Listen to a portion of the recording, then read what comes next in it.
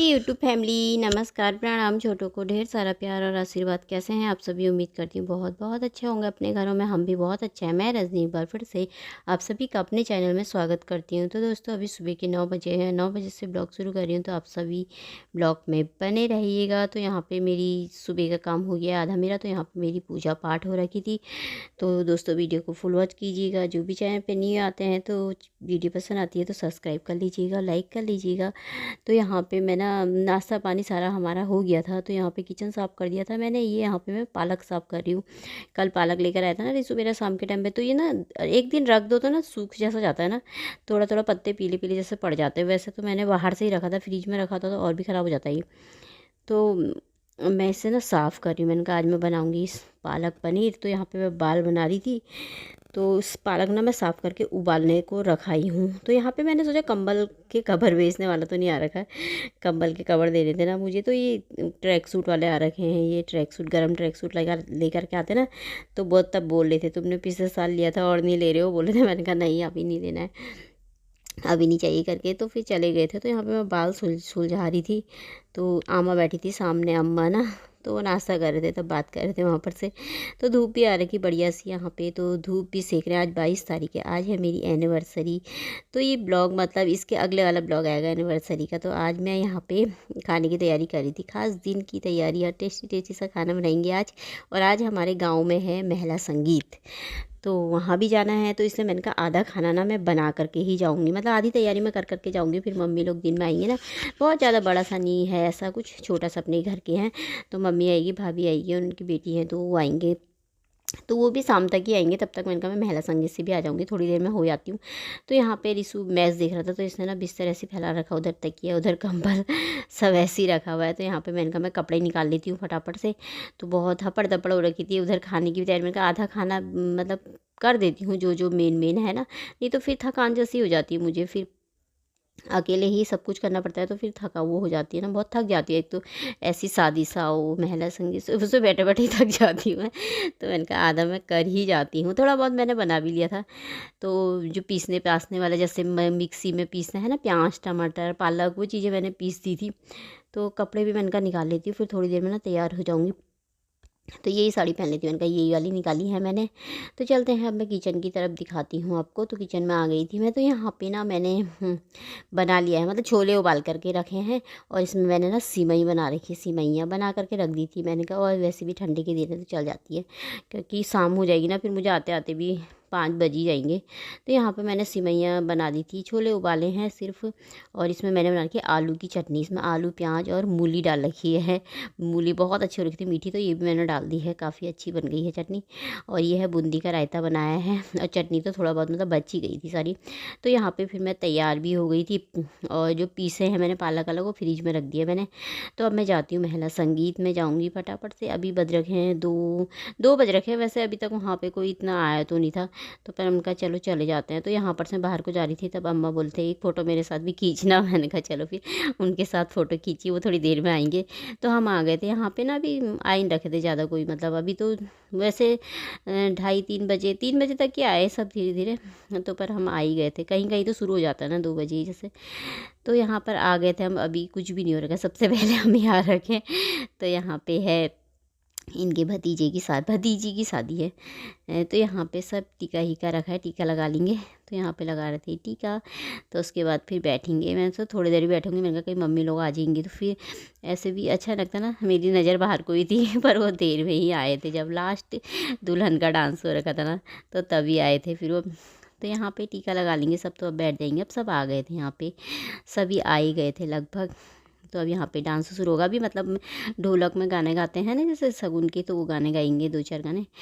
तो अब सब धीरे धीरे आ ही गए हैं यहाँ पे। तो अब यहाँ पे ना दुल्हन भी आ गई है। ये दुल्हन है जिसने वाइट पिंक पिंक से पहना है ना, तो ये दुल्हन है यहाँ पे खड़ी है, अभी आ रखी है।